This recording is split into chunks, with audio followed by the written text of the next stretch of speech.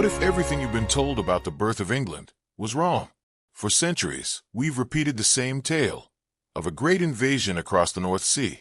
Fierce ships, Anglo-Saxons, and Jutes crashing into post-Roman Britain like thunder, wiping away the native Britons, reshaping the island in their own image. Language, law, bloodline. But what if the blood never changed? Because today, under layers of myth, under the textbooks, under the stories we tell our children, something is stirring. In the lab, in the bones, in the genomes of modern Britons. Scientists are cracking open the past, not through books, but through DNA. And the first crack? It doesn't point to a Saxon. It points to a ghost buried beneath Roman stone. A soldier, laid to rest in York. Nothing unusual, until someone ran his genome and found something impossible. He wasn't just Roman. He was Scandinavian, a Viking before Vikings, a northern strand of DNA, hiding beneath a Roman uniform, 300 years before the Anglo-Saxon migration was supposed to begin. How? How did a man with Scandinavian ancestry end up in a Roman grave in Britain, long before the word England ever existed? It's not an outlier. It's not a fluke. New genetic tools, like twigstats, like rarecoal, are exposing deep, quiet migrations we never saw before. Migrations that don't follow the flags, or the swords, or the stories. They follow the blood. And that blood is telling a different story. Not of sudden conquest, but of slow fusion. Not of identity born in battle, but inherited, lost, and remade across centuries.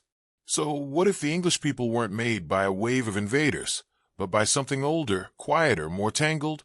Because the truth, the real beginning of England's DNA story, doesn't start with Saxons at all. It starts with a forgotten Roman grave. He was buried like a Roman, laid gently in the earth near York, a place once called Eboracum, where stone roads still remember empire, and bones still whisper Latin prayers. To the naked eye, he was textbook imperial, standard uniform, standard grave, another soldier in Rome's northern frontier. A chapter closed. But his DNA wasn't Roman. Inside this quiet skeleton, science uncovered something ancient, something colder, something northern, 25% Scandinavian, not Viking, older, before the longships, before the sagas, before the word Viking was even born. This man, who walked Roman streets, spoke Latin commands, wore empire like a second skin, carried his blood the fingerprints of fjords, of cold northern wind, of lineages that weren't supposed to be here yet. So now the question twists. How many like him walked through Roman Britain unnoticed? Not enemies, not raiders, but citizens, soldiers, settlers, pieces of the north, buried in the south. A Viking before Vikings, wearing a Roman crest. It scrambles the timeline. Because if Scandinavian DNA was already pulsing through Britain's veins in the 4th century, then what did the Anglo-Saxons really bring? Were they founders, or just the next ripple in a tide already turning? And if the empire was already mixing bloodlines before it fell, then what was England, even before it became England? A border? A mosaic? A myth? Because if migration began before the so-called migrations, then we have to ask, when the Anglo-Saxon DNA finally arrived, what exactly did it change? What if the making of England wasn't just about who came in, but who got to stay? Not in the land, in the blood. Because somewhere between the fall of Rome and the rise of kings, a strange pattern emerged, hiding in the Y chromosome, the father line, passed down man to man. And in parts of England, it was almost gone, wiped out, up to 100% male line replacement, not by war, not by genocide, but by something colder. Policy. In 7th century Wessex, the laws were written in bones and blood. A Saxon life was worth twice, sometimes 5 times, more than a Briton's. That wasn't metaphor. It was literal word-guild. Blood money. If you were native, your death cost less. Your children inherited less. And your future? It slowly disappeared from the genome. Archaeologists began noticing strange things. Graves with weapons held taller men, richer men more likely to be immigrants, or their sons. The locals, shorter, poorer, buried without status. And then the simulations began. Researchers ran the numbers. What would happen if a small group of high-status migrants, say 5 to 10% of the population, had all the power, all the partners, all the children? In just 10 generations, their DNA takes over. No swords, no burning villages, just quiet, systematic displacement, one marriage at a time. It became known as the apartheid model. A kingdom of unequal blood. But here's the twist. Because when they finally tested the ancient skeletons, the ones buried side by side, and fields turned to dust, something didn't add up. The model had power, but the bones were about to speak. They were buried side by side. 3 graves. Same soil. Same century. Same customs. But in the silence of Oakington's earth, a secret waited. The first woman carried continental DNA. Likely Saxon. She was laid with beads, brooches, a spindle for weaving, tokens of identity, of belonging. Next to her, a local Briton. Her ancestry was native. Her bones whispered of the island, not the sea. Same grave goods. Same funeral rites. Same reverence. And then a child. Barely old enough to walk. But her DNA told a different story altogether. Half from the island.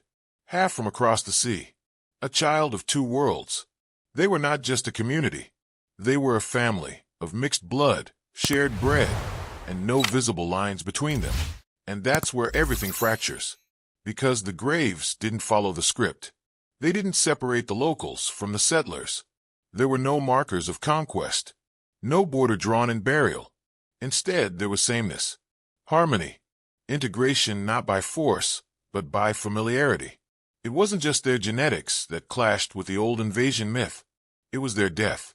These people, from 3 ancestries, were treated as one. Which begs the question, was Anglo-Saxon identity something you were born into, or something you could become? If a native Briton could be buried with Saxon rites, and no one blinked, then maybe the transition wasn't about domination. Maybe it was about transformation. Same beads, same bread, different bloodlines. And if this wasn't a takeover, then who were the real founders of Anglo-Saxon England? History can lie in ink. But DNA? DNA doesn't forget. In 2016, in a lab far from the muddy fields of Old England, a new kind of codebreaker was born.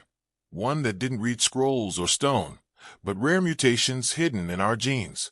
They called it rare coal. It didn't look for common traits. It hunted the rarest ones, the whispers of ancestry that hadn't had time to spread. The shadows of people who lived and died before their names were ever written down. Then they ran it. 10 ancient skeletons, pulled from graves near Cambridge, Iron Age to early Anglo-Saxon. And in those bones, something extraordinary stirred. The code broke clean. 38%. That's how much of today's East English ancestry traces back to those early Anglo-Saxon migrants. Not in myth, not in language, in blood. And this time, it wasn't just men. It wasn't just warriors. It was families, women, children, entire lineages walking off the boats and blending in faster than anyone expected. The cemetery at Oakington, once seen as Saxon, held not just migrants, but locals and those born of both. And they weren't divided by race or origin. They were buried as kin. It was quiet integration, early, widespread, unwritten. The history books had said invasion. The genes whispered something else. Rare coal turned those whispers into numbers, and numbers into a map of migration we'd never truly seen before. But just as the dust was starting to settle, another team, another method, another study, pushed the ancestry percentage even higher, almost double. And suddenly, the question shifted. If this was just the beginning, then how much of England was never really British to begin with? It wasn't a ripple. It was a flood. In 2022, a new study dropped like a hammer. Ancient genomes from across medieval England, hundreds of them. And the number they revealed shattered every quiet assumption. 76%.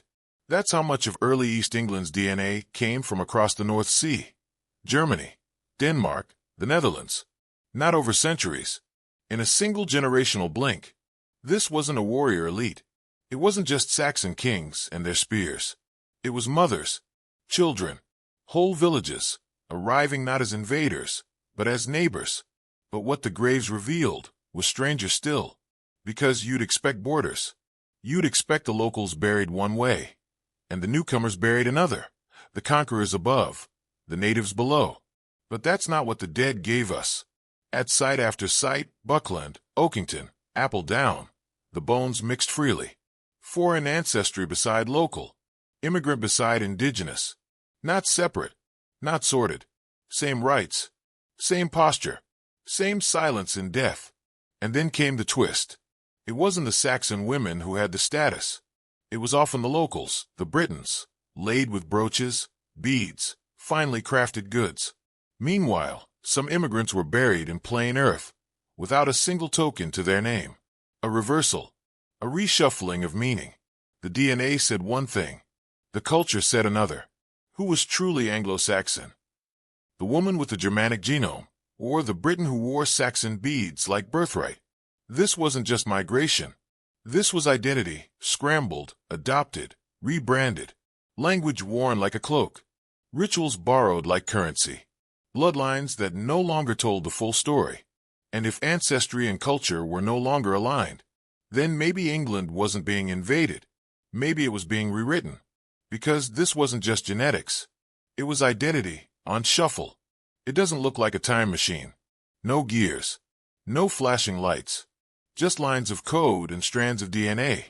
But it can take us further back than any book, any tomb, any language.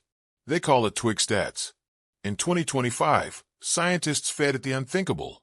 Over 850,000 modern genomes, layered against 1,500 ancient ones. Vikings, Romans, Britons, Gauls, all woven together, not as names, but as mutations. Tiny switches, thousands of them. And then, the branches lit up. Patterns began to surface. Not through empires or borders, but through blood. The North Sea, long thought a divide, pulsed with invisible currents. Lines of ancestry flowing not in straight lines, but in loops. Before the Saxons, before the Vikings, even before the collapse of Rome, Scandinavian DNA had already seeped into Britain. Quietly, patiently. A Roman skeleton in York, touched by the North. A French genetic signal, drifting across southern shores. Forgotten migrations that left no ruins, only roots. And the machine saw all of it. Europe, revealed not as a map of nations, but as a breathing organism. Gene flows like rivers, peaks of ancestry rising and falling like tides. And suddenly, the question wasn't who came when. It was, whoever really left. The line we thought was the beginning, the so-called Anglo-Saxon migration, started to look smaller. Not less important, but less alone. Because if ancestry moved like this, if identities merged and remerged across centuries, then what even was the Anglo-Saxon story? A birth? Or just another verse in a much older song? She wasn't born Anglo-Saxon, but she died as one. The skull tells us that. Not the name, not the grave goods, the shape of her face, the slope of her jaw. Craniometric data shows it clearly. Her ancestry was local, ancient Britain, yet everything around her said otherwise. She was buried in a sunken featured building, a style pulled from across the sea. She wore continental brooches, lay beside pottery no Briton had made before the migrations began. But the ships never brought her. She never crossed the North Sea. She was already here. And somehow she had become something else. By the mid-Anglo-Saxon period, the math flips. At first, graves were 75% migrant in ancestry. A century later, that number falls. Local skulls begin to dominate. But the graves don't change. The burials stay Anglo-Saxon. The rituals, the language, the style, all the same. Which means one thing. People weren't just being replaced. They were transforming, adopting new identities, not by force, but by strategy, by need. Because identity could be survival. If Anglo-Saxon meant power, safety, land, then why stay what you were? Culture became armor. Language became currency. And in one generation, your children, with Briton bones and island blood, could speak like Saxons, dress like Saxons, marry Saxons. They weren't born into it. They stepped into it. And that changes everything. If identity could be chosen, worn like a cloak, if people could become Anglo-Saxon without leaving home, then why? In just a few centuries, did their old language vanish without a trace? Something vanished. Not a tribe, not a kingdom, a language. One day, the people of Britain were speaking Celtic dialects, dozens of them, rooted in the soil, whispered through valleys, etched into stones. And then, almost silently, they were gone. By the time Bede wrote his history, barely a trace remained. Not in the lowlands, not in the south. The tongues that once ruled the island had been erased, not by swords, but by silence. Yet the bodies, the bones, the bloodlines, they didn't vanish. Genetically, the island stayed. The DNA didn't flip. The people who lived through the so-called Saxon takeover were still the descendants of the Britons who came before.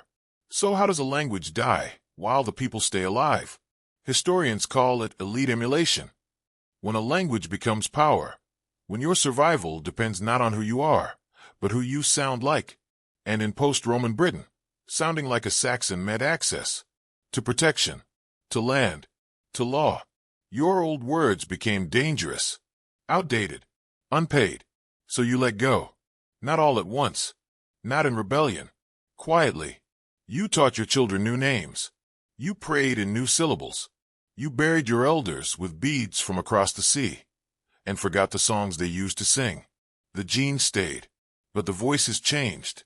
Like repainting a house without ever moving the furniture. On the outside, everything was different. Inside, the same blood still flowed. This wasn't just conquest. It was cultural gravity. A slow erasure, pulled not by force, but by fear, by need, by hope. And it worked. Because today, across England, you'll hear not a whisper of the Celtic that once covered the land. So what does that mean? For the story of the English people, you've seen the graves. You've heard the silence where languages used to live. You've followed the bloodlines through shipwrecks and shifting names, through empire, invasion, and forgetting. Now look in the mirror, because the story doesn't end in a graveyard. It ends here in you. Today, if you're English, the data is clear. You carry between 25 and 47% DNA from continental North Sea migrants, Saxon, Anglo-Dane. The rest? A mosaic. Iron Age French, ancient Britons, the echoes of Rome, the ghosts of Gaul, the untouched maternal lines that stretch back to before written history even began. This is an ancestry. It's inheritance. A story stitched into your cells. Not clean. Not singular. Hybrid. You are not Anglo-Saxon. You are not Celtic. You are not Roman. You are the aftershock of all of them. The categories don't hold. Because when we map the genome, we don't see nations. We see entanglement, migration, memory, marriage, war, peace, all woven into a single body, yours. And in that body, the laws of Wessex dissolve. The grave goods blur. The us and them vanish. We inherit blood, but we choose identity. So choose it consciously, because the past wasn't simple. And neither are we. The skulls didn't lie. The DNA didn't lie. But the story, the one we were told, was never complete. And if you're still watching, then maybe you already knew that. Maybe you're ready for the next journey. Because one more migration waits. And it begins with the Normans. It doesn't come with a scream. No burning villages. No longboats. No storming of shores. Just a shift. Quiet. Precise. In the DNA of modern England, something unexpected emerges. Another ancestral thread. Not Saxon. Not Viking. French. Belgian. A pulse of continental blood, hiding beneath familiar names. Normandy. We were taught it came in 1066, with horses, with castles, with William and his arrow in the king's eye. But what if it came earlier? Or later? Because the genetic signal doesn't match the story cleanly. It doesn't rise like a tide in 1066. It hums, stretches, pulses over centuries. Iron Age France. Roman soldiers from Gaul. Cross-channel marriages. Monks. Traders. Exiles. Nobles. Midwives. The DNA doesn't follow armies. It follows people. So now, researchers ask the question history forgot to ask. If the Normans changed the monarchy, did they also change the blood? And if they did, how? Not with conquest, but with paperwork, with property, with one quiet detail the Saxons never imposed: surnames. Because in Norman England, your name wasn't just a label. It became a lineage, a map. And with it, something subtle happened. Migration embedded an identity. Not in the body, but on the record. So the question isn't just where the genes came from. It's when we started choosing to trace them. And if the Anglo-Saxons gave England its myths, what if the Normans gave it its memory? Because what came next wasn't a war. It was a system. And what if England's second genetic revolution came not with swords, but with surnames?